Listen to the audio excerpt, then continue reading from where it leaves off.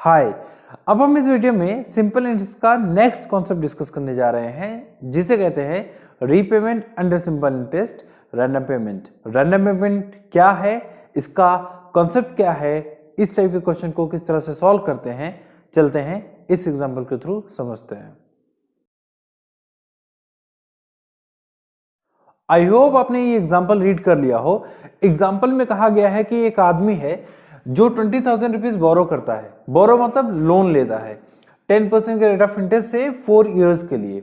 वो बंदा first year के एंड में 3,000 रुपीज का रीपेमेंट करता है, सेकेंड ईयर के एंड में 5,000 रुपीज रीपेमेंट करता है और थर्ड ईयर के एंड में 1,000 रुपीज रीपेमेंट करता है। तो फोर्थ ईयर के एंड में उसको कितना और पैसा देना चाहिए ताकि वो लोन से फ्री हो सके। तो अब इसी टाइप के क्वेश्चन को हम यहाँ पे रैंडम पेमेंट वाला केस मानते हैं। तो इस तरह के क्वेश्चन को कैसे हम हैंडल करेंगे ये देखते हैं। यहाँ पे 20,000 रुपीज हमारा प्रिंसिपल है। अब 20,000 जो भी प्रिंसिपल है उस पर 10% रेट ऑफ इंटरेस्ट तो देगा ही, क्योंकि वो 20,000 रुपीज वो फर्स्ट ईयर तो यूज करेगा पूरा। तो 20,000 पे 2,000 रुपीज हमारा इंटरेस्ट कैलकुलेट कर दिया हमने और रैंडम पेमेंट कर रहा है eight the end of first year 3,000 rupees. Now ये जो रैंडम पेमेंट है वो नेक्स्ट ईयर का जो प्रिंसिपल बनेगा उससे माइनस किया जाएगा, क्योंकि जो ये 2,000 रुपीज है ये तो इंटरेस्ट इस मनी के यूसेज के बदले वो इंटरेस्ट तो देगा ही देगा। और यही 20,000 रुपीज अगर ये रैंडम पेमेंट ना करता तो यही 20,000 रुपीज नेक्स्ट ईयर का प्रिंसिपल बन जाता। तो अब ये जो 20,000 रुपीज है जो हम नेक्स्ट ईयर के लिए कंसिडर करेंगे, ये रैंडम पेमेंट उसी 20,000 में से हम सब्ट्रैक्ट कर देंगे। तो उसके पास अब बचेगा सिर्फ 17,000 रुपीज। तो 17,000 रुपीज सेकेंड ईयर वो मनी यूज करेगा उसका। तो 17,000 पे फिर 10% वो इंटरेस्ट देगा 1,700 और eight the end of second year 5,000 का रीपेमेंट कर रहा है। तो ये जो 5,000 है वो नेक्स्ट ईयर का जो भी प्रिंसिपल होगा उसमें से ये माइनस किया जाएगा, क्योंकि 1,700 तो इस 17,000 के यूसेज के बदले वो इंटरेस्ट दे रहा है। और यही 17,000 अगर ये 5,000 का रीपेमेंट ना करता तो यही 17,000 नेक्स्ट ईयर का क्या बन जाता, प्रिंसिपल बन जाता। बट यहाँ पे 5,000 का रीपेमेंट हो रहा है जो कि इस 17,000 से हम सब्ट्रैक्ट करेंगे।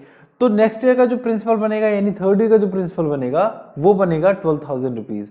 अभी 12,000 रुपीज थर्ड ईयर वो यूज करेगा तो इस 12,000 का 10% वो 1,200 रुपए इंटरेस्ट तो उसको देना ही पड़ेगा।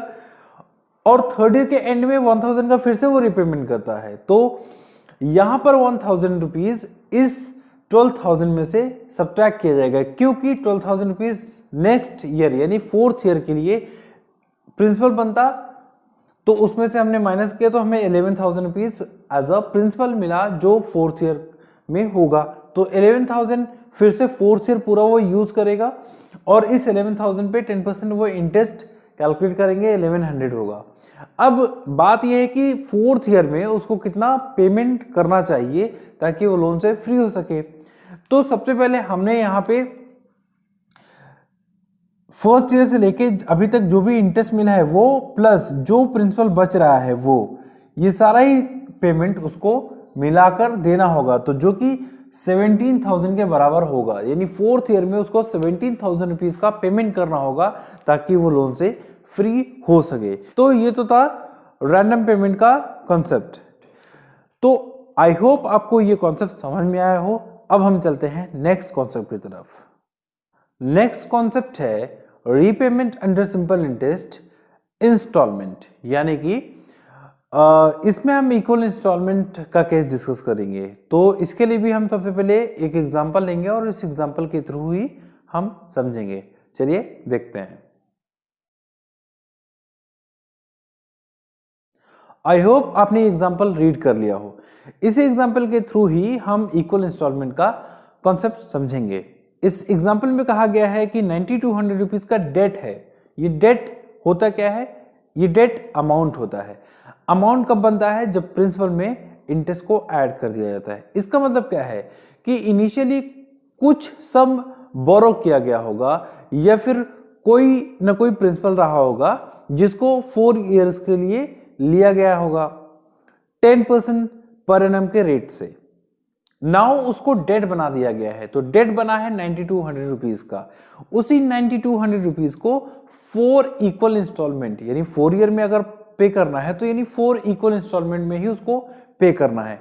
तो हमने क्या किया है कि यहाँ पे at the end of first year x rupees pay कर रहा है as an installment, second year भी x रुपीज ही पे कर रहा है, थर्ड ईयर भी x रुपीज ही पे कर रहा है, और फोर्थ ईयर भी x रुपीज पे कर रहा है। अब यहाँ पे हम ये नहीं करेंगे कि इनको हम ऐड करें यानी 4x आए और उस 4x को हम 9200 रुपीज के बराबर कर दे, नहीं। यहाँ पे इक्वल इंस्टॉलमेंट में एक तरह का मैकेनिज्म काम करता है। वो ये होता है कि जो x रुपीज है हम फर्स्ट ईयर के एंड में दे रहे हैं, तो जो कि यही x रुपीज बचे हुए 3 साल में उसी सेम रेट ऑफ इंटरेस्ट से इंक्रीज होगा, यानी इस x पे भी वो क्या करेगा, इंटरेस्ट ऑटोमेटिकली कैलकुलेट होगा, क्योंकि ये eight the end of first year तो दे ही रहा है x रुपीज, तो 4 साल में तो लोन चुकता करना था। ये x जो है ऑटोमेटिकली इस पे क्या होगा, बचे हुए 3 साल में इंटरेस्ट कैलकुलेट होगा। नाउ ये हम कह सकते हैं कि ये eight the end of first year जो x रुपीज है ये उस टाइम का प्रेजेंट वैल्यू था, और 3 साल बाद यानी बचे हुए 3 साल में इसका कुछ ना कुछ फ्यूचर वैल्यू होगा। ये मैकेनिज्म एक्चुअली मार्केट वैल्यू के अकॉर्डिंग काम करता है कि जिस रेट ऑफ इंटरेस्ट से आपने लोन लिया है उसी रेट ऑफ इंटरेस्ट से ही ये x भी इंक्रीज होगा, यानी इस पे भी उसी रेट से इंटरेस्ट कैलकुलेट होगा। नाउ सेकेंड ईयर के एंड में आप x रुपीज दे रहे हो, तो यहां पर जो कि कितना साल बचा है 4 ईयर में, सिर्फ 2 साल, यानी at the end of second year तो आप x रुपीज दे ही रहे हो, तो बचे हुए 2 साल में भी इसी x पे वो क्या करेगा, सेम रेट से इंटरेस्ट कैलकुलेट होने लगेगा। यानी ये सेकेंड ईयर का प्रेजेंट वैल्यू है, तो इसका फ्यूचर वैल्यू क्या होगा, यानी 2 साल बाद सेम रेट ऑफ इंटरेस्ट से इंटरेस्ट कैलकुलेट करेंगे तो कुछ ना कुछ फ्यूचर वैल्यू उसका होगा।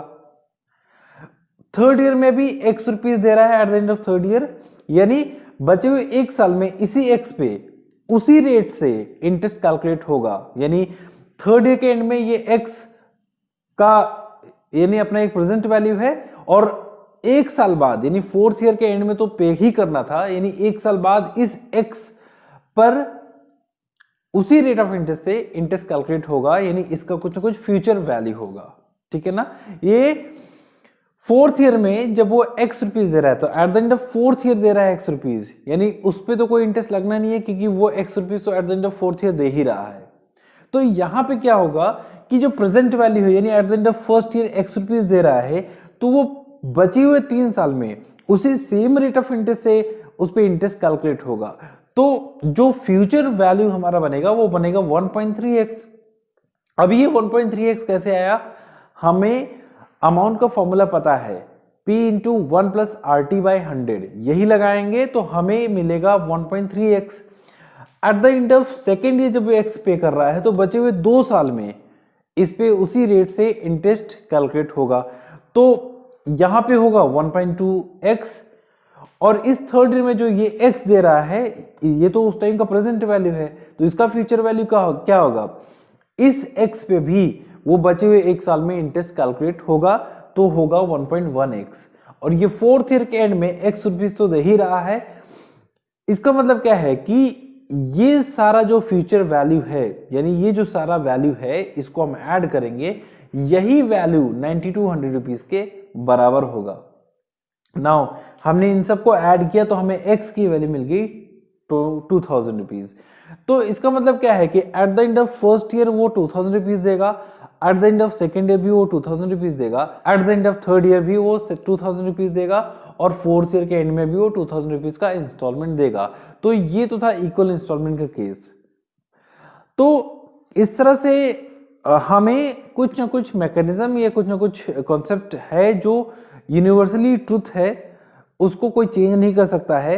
यहाँ पे ये मेरा बनाया हुआ फॉर्मूला या फिर मेरा बनाया हुआ ये फंडा नहीं है, ये मैकेनिज्म ऑलरेडी काम करता है, यानी आज का 2000 रुपया 3 साल बाद के 2000 के बराबर का नहीं होगा, वो मार्केट के अकॉर्डिंग उसकी वैल्यू बढ़ जाएगी। तो बढ़ेगी कैसे? तो यहाँ पे हम लोन ले रहे हैं 10% पर एनम के रेट से, तो उसी रेट से ही वो बचे हुए साल में वो इंक्रीज हो रहा है, ठीक है ना। तो अगर हम ये देखें कि यहाँ पे जो 2000 रुपीज आया है, तो ये 4 साल में 8000 ही सिर्फ पे कर रहा है देखा जाए तो। बट अल्टीमेटली यहाँ पे 9200 रुपीज का डेट था वो क्लियर हो गया है। तो वो किसकी वजह से हुआ है? क्योंकि ये जो 2000 रुपीज आपने फर्स्ट ईयर के एंड में दिया है, ये उस टाइम का प्रेजेंट वैल्यू था, तो बचे हुए 3 साल में ये उसी रेट से क्या हो गया है, उस पर रेट ऑफ इंटरेस्ट कैलकुलेट हो गया है या फिर वो इंक्रीज हो गया है। तो इस वजह से यहाँ पे 9200 रुपीज का जो डेट था वो क्लियर हो जाता है। तो आई होप ये कॉन्सेप्ट आपको समझ में आया हो। अब हम मिलेंगे नेक्स्ट वीडियो में। Thank you so much.